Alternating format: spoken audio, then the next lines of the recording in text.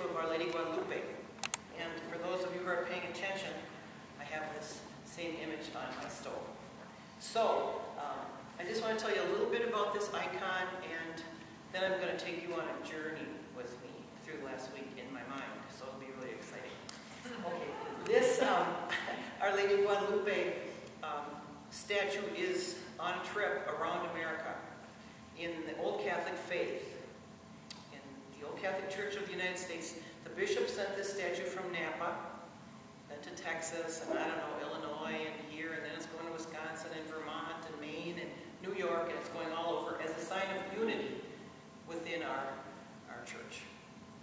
So here she sits today with us. She came the other night, and our flowers and our homage are here for the statue. For those of you that don't know about Our Lady Guadalupe's story, I'll just tell you a brief recap. In 1581, there was a poor guy by the name of Juan Diego doing his business down in Mexico, and he went up a hill, and he felt different. He smelled beautiful floral scents, and he ran into Our Lady of Guadalupe. She was the Mother of God coming to him, dressed in his native clothing, and with skin like her skin. I mean, like his skin. He was an indigenous man, and Our Lady Guadalupe was an indigenous woman. And yet this Juan Diego knew that this was the Mother of God coming to him. So, long story, but at any rate, she asked him to go to the bishop, the European Catholic bishop, and build a church. So here's this poor, kind of beaten down indigenous man, seeing the Mother of God up on a hill, getting the message, go get the bishop to build me a church. Well, that's a stellar deal. I tell you, the guy said, well, Juan Diego didn't want to do it. So they met 3 different times. Finally, the last time, Juan Diego tried to ditch Our Lady. He tried to ditch her. He tried to go a different direction. And ran into her anyway. And it was winter, and there were roses all around. Roses and flowers. So there was a miraculous tilt to this. So thus the roses on my stole, the flowers in front of Mary. She said to Juan Diego, gather these things up in your coat and take them to the bishop as a sign that this is really me. So he gathered the things up, and as he did that, the image of Our Lady Guadalupe was imprinted on his coat, which was also a miracle. So he went to the bishop was amazed, built a church, and this was the start of unity between the conquering European peoples and the indigenous people, the Aztec people of the Americas. So Mary, in this image of Our Lady Guadalupe, is our patron saint here in the Americas. And she's the patron saint of unity, and the patron saint of bringing together people who typically aren't together, the conquered and the conquerors, all people. So that's kind of a rough draft of Our Lady Guadalupe, and I have a particular devotion to Our Lady Guadalupe. Even though I'm not from the southern part of the Americas, I still am fascinated and moved by these legends and stories, which include poetry and art and beautiful stories. So, okay, so now you're going to go with me to the trip in my mind in the past week. It's the solemnity of the body and blood of Jesus today, Corpus Christi. You know, so how am I going to? I say to myself on my porch, how am I going to weave in this celebratory Guadalupe unity mission, this pilgrimage of Our Lady Guadalupe icon, with the body and blood of Jesus Sunday? I wasn't quite sure how to do that, so I thought, well, I'll go with the unity and the body and blood and Mary until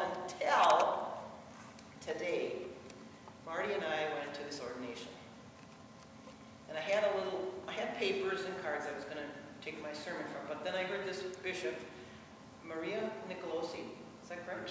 Regina Nicolosi, bishop of the Roman Catholic woman priests, read a poem. And it brought this pilgrimage of Our Lady Guadalupe and this day of the body and blood of Jesus together so beautifully that I almost yelled at the ordination. I thought, oh my gosh, she screwed up my homily. So here's the deal. This is what she read, and I'm giving her full credit. She didn't write this. Some other woman, she said, wrote it, but she wasn't able to give her name because if people found out, she'd be in trouble. So this is what she said, and it was in the form of a poem. When we're talking about women being on the altar, which of course today we were, and I guess right now I am, I guess there are issues, okay? So this bishop read this poem that said, when Mary was in the stable, when Mary was in the nativity, did she not, or could she not have said, "This is my body, this is my blood"? At the birth of her child, with all the things that go with birth, blood, and all the business that goes along with births are messy, as most of us know. Could she not have said, "This is my body, this is my blood"? And therefore, isn't she actually acting in the role of priest in that way? And then again, on the hill, on that Friday, she held her lifeless son in her arms. Could she not have, maybe did she say, "This is my body, this is my blood"? I heard that, and I didn't anticipate hearing something quite so powerful and moving. And I thought, there's nothing I could say. I could study for the next 20 years. I could never bring about words that tied this Marian image of Our Lady of Guadalupe together with the body and blood of Jesus, Corpus Christi, the solemnity of the body and blood of Christ. The unity of mother and child, the unity of mother and child at birth is inseparable. The unity of mother and child at the death of a child is unspeakably inseparable.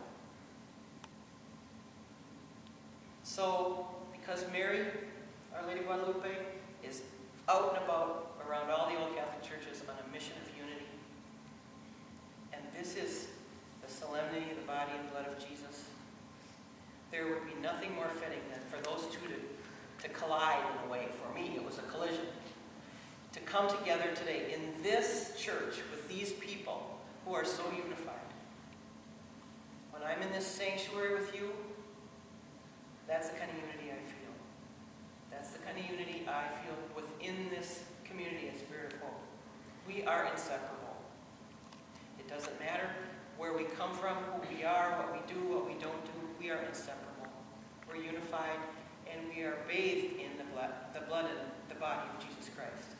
And we're bathed in the love and nurturing motherhood of Our Lady.